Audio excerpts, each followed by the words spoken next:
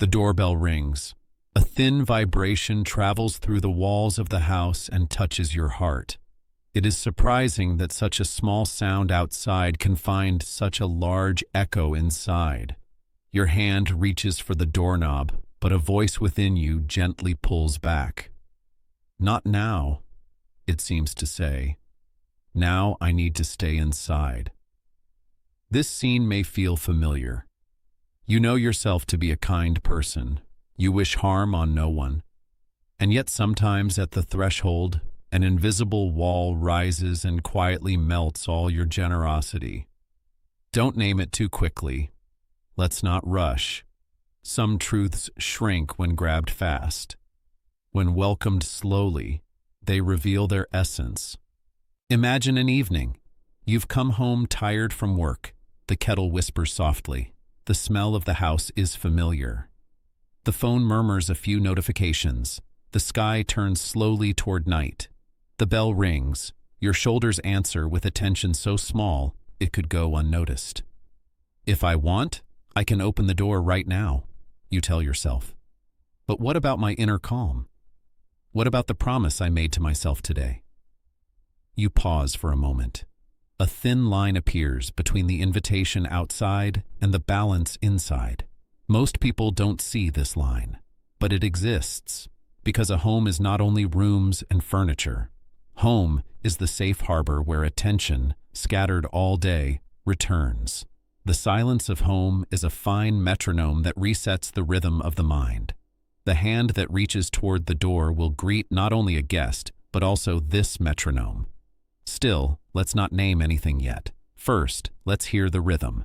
Now, a few questions. Why does your inner voice suddenly grow stronger when the bell rings? Why do minutes grow heavy as they pass? Why is it so easy to smile and yet so effortful to stay inside? Why is the threshold of a home the smallest distance in the world and, at times in the soul, the longest road? These are light questions. They point to a deep source. It is fair to name the source only after we see all the actors on the stage. In Carl Jung's language, 3 currents appear here. The energetic movement of introversion, the persona we wear before society, and the shadow that remains unseen. Introversion is not running away from people. It is the tendency for energy to renew itself on the inside.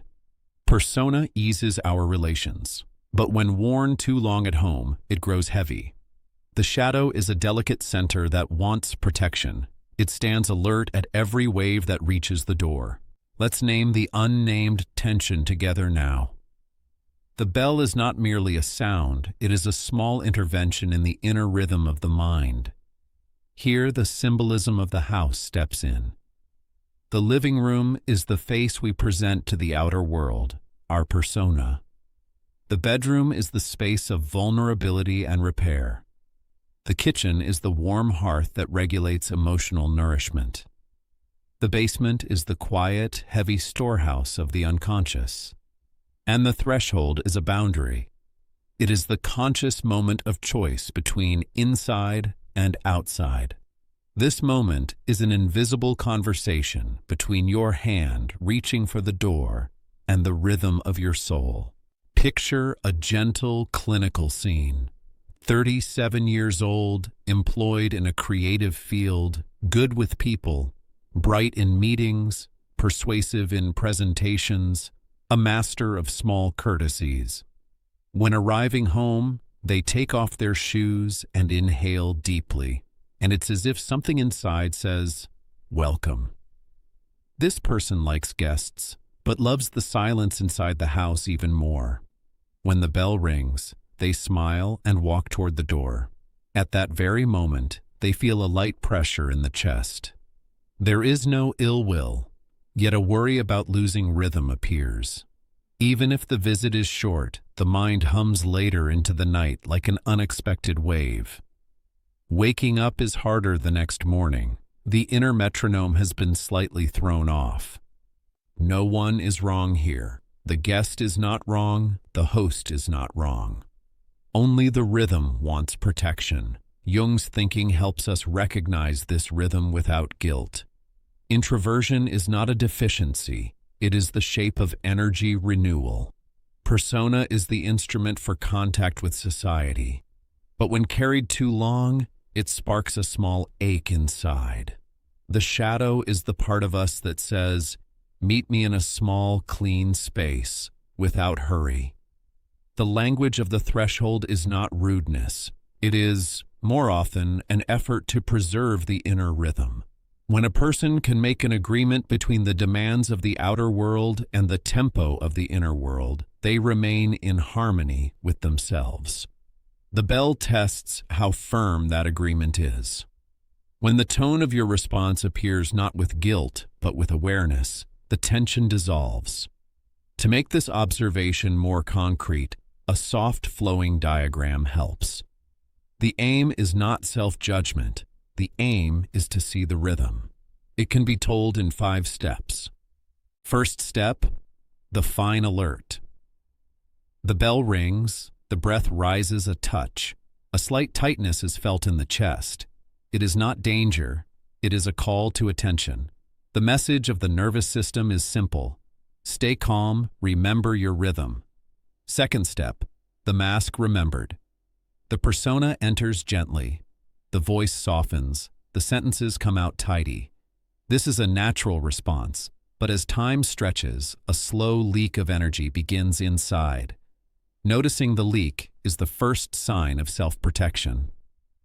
Third step, the shift of rhythm. New energy enters through the door. The home, as the center of the self, holds the rhythm. New energy creates a small wave at the center. This is why a conversation at home can sometimes tire you faster than the same conversation outside. Fourth step, the whisper of the shadow. A tone, a look, or a single word from the guest may touch an old button in the unconscious. No one does this on purpose. There is simply a nameless light unease moving indoors. Fifth step, the wish to return to self. While the talk continues, your inside looks for a soft refuge. You want to glance at the window, drink a glass of water in the kitchen, lean on a brief silence. This is not escape. It is the desire to return to center. When the visit ends, the body loosens, and the metronome of the home is heard again. Some days, these 5 steps flow quietly and there is no strain. Other days, small frictions grow and spill into the night.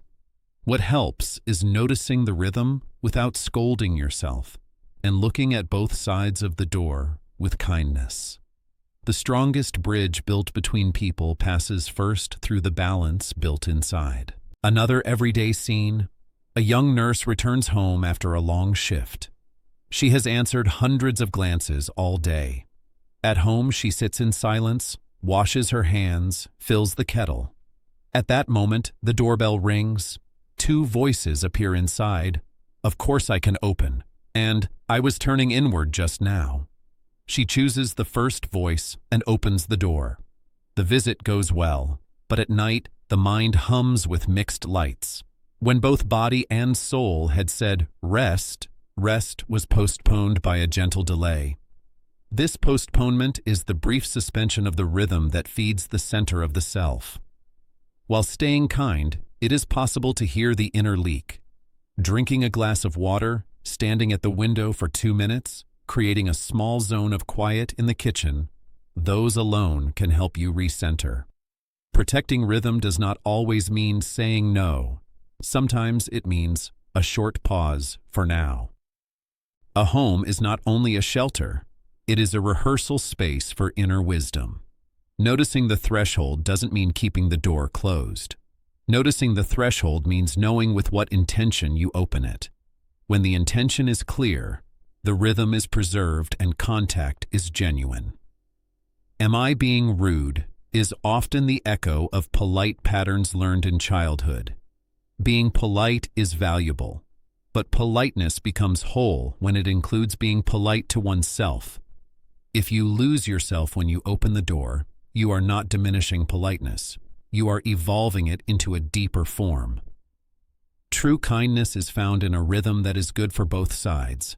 The bell rang. The body sent a small alert, the persona was worn, the rhythm shifted, the shadow whispered, the desire to return to the self rose. This flow is not a flaw, it is one of the fine processes of being human. Seeing them doesn't mean hardening to defend the inner world, it means hearing it. When you hear it, your choices clarify, your words grow calm, your boundary becomes visible.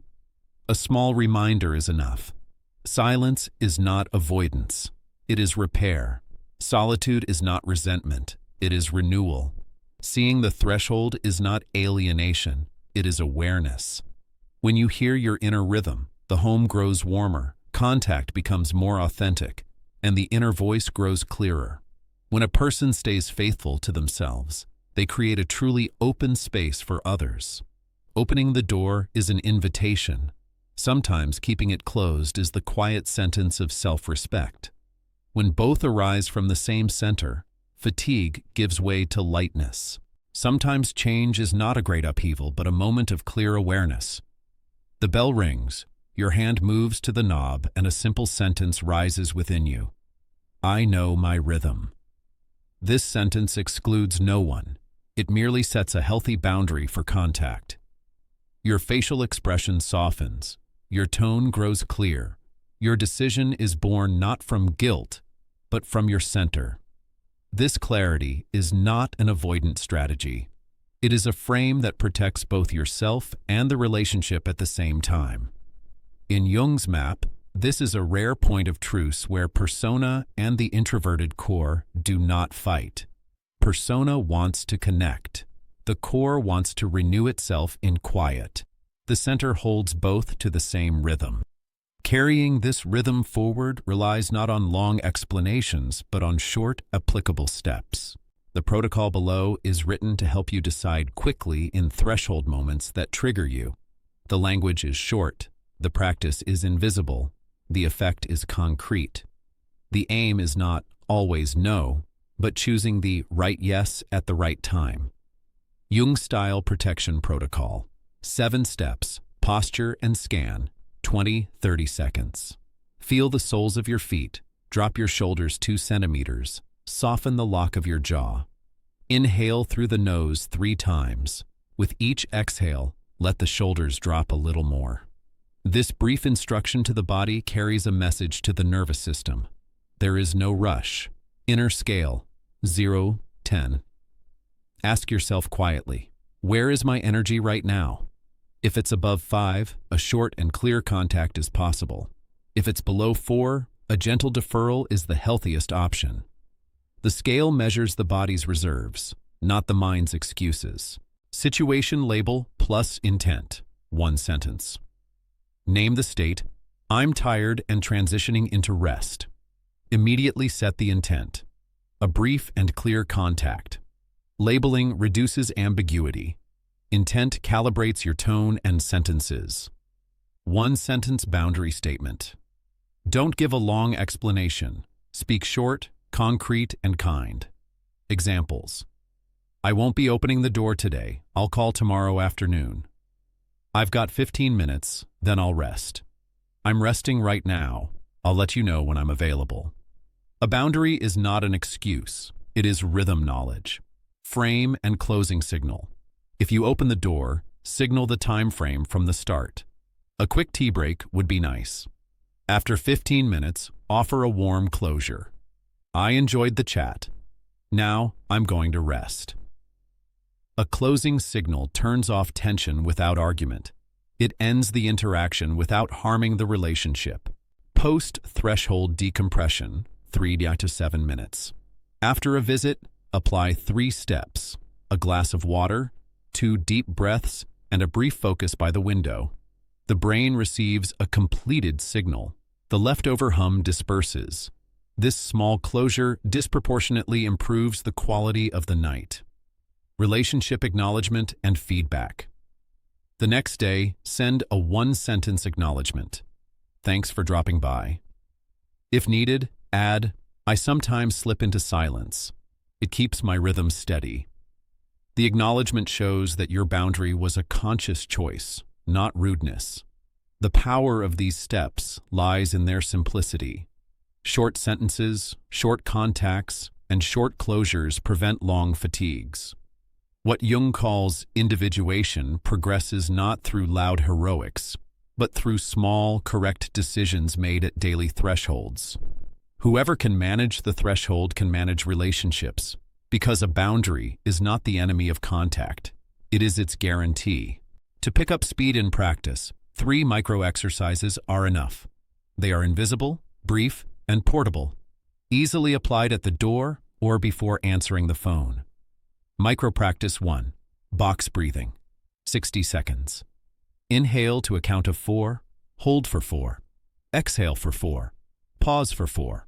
4 rounds are enough. The pulse slows, your voice calms, your sentences shorten. Your boundary statement becomes clear without hardening. Micro-practice 2. 2-word intent. Touch your palm to your chest and say 2 words, brief contact or quiet rhythm. The brain follows short slogans more readily than long goals. These 2 words align your whole behavior. Micro-practice 3. The 3-object rule. Look at 3 objects around you and name them in turn. Lamp, table, curtain. Attention anchors in the present. The shadow of the past and anxiety about the future shrink. Decisions rise not from triggered emotion, but from current data. Some viewers will ask, should every door open, even briefly? The answer is flexibility in rhythm. If your energy is high, a short contact builds connection. If your energy is low, a gentle deferral protects the relationship. In both cases, the core idea is the same: chosen openness. Unchosen openness eventually produces harsh closures. Chosen openness preserves deep closeness through small closures. Remember the symbolic language of the home once more, because it directly guides behavior. The living room, persona; the bedroom, repair; the kitchen, emotional nourishment; the basement, the unconscious; the threshold, boundary and intention. This map turns the question, am I being rude, into which room's need is primary. When you move consciously between rooms, guilt gives way to skill. Your relationship with the shadow is decisive here. The shadow is a quiet, early warning system. When it whispers, "That's enough," don't make it an enemy. Take the whisper seriously. Shorten your boundary sentence. Narrow your time. Make your closure. When the shadow is heard, it softens. When it's not, it hardens. A hardened shadow seeps into the night and scatters the next day's focus. Don't underestimate the community dimension. In an environment where people protect their own rhythm, trust grows. People learn that your yes really means yes, and your not now is truly a compassionate boundary. Ambiguity decreases, misreadings end, the quality of contact rises. The person who preserves their silence carries more when they speak. Their presence is economical, their effect dense. Add 2 simple tools to keep this framework sustainable. First, a rhythm journal. Every evening, write a single line. Did I stay faithful to my rhythm today? If yes, note briefly, what helped? If no, mark it without judgment. Where did I disperse? After 5 days, you'll see recurring triggers and clarify your plan. Second, a boundary library. Choose 5 sentences that suit you and keep them as a note on your phone. When the bell rings, you recall them without reading. The body loves what it has rehearsed. Fear of being misunderstood is one of the common traps. That fear pushes many people into long and tangled explanations. In relationship psychology, a short and concrete statement is more reassuring than a long, vague one. I have 15 minutes is clearer and kinder than, I'm a bit busy right now, but if you want, you can come. Clarity lowers the other person's defenses because they see a boundary, not a game. Cultural pressure is another challenge. Be reachable at all times is a hidden dogma of modern life. Jung's lens flips this dogma. Real reachability is not unending access, but limited access offered with a renewed presence. When your presence is renewed, a 10-minute contact can nourish more than an hour of forced conversation. This benefits not only you, but the person across from you. Starting today, run a small pilot. For 1 week, whenever you feel the threshold, apply the first 3 steps of the protocol without fail. If your energy is 4 or below, bring in the 4th step. On days you open the door, make steps 5 and 6 the rule. Apply the 7th step the next day in either case. This modest discipline turns into a great calm within a few weeks. Let's gather it into one big idea. A healthy boundary does not cut a person off from the world. It binds them more truthfully to it.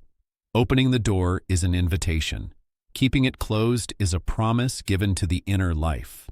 When both movements are chosen from the same center, relationships deepen, guilt fades, and the spirit of the home grows quiet. Individuation is the accumulation of these small and conscious choices. Leave a 1-sentence declaration in the comments. My boundary is clear. My intent is compassionate. If this map has helped you, subscribe. Let's strengthen it together.